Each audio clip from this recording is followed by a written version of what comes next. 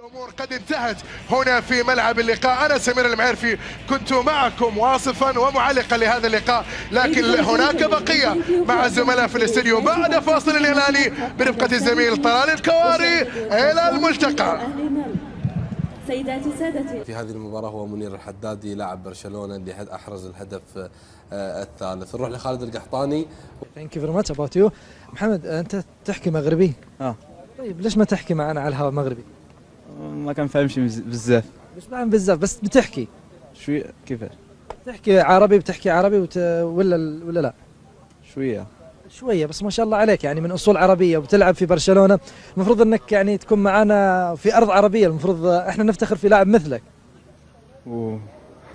يعطيك العافية. عموما أنت الحين من أصول مغربية، لكن الجنسية الحالية إسبانية. Your nationality is Spanish.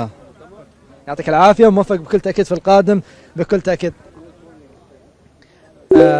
إذا هذا اللاعب طبعا هو اللي كان معنا، منير حدادي، هو رجل هذه المباراة أو أفضل لاعب في هذه المباراة، وكان علامة فارقة في هذه المباراة، من أصول مغربية مثل ما قال، ولكن يحمل الجنسية الإسبانية في هذه الحالة يعني.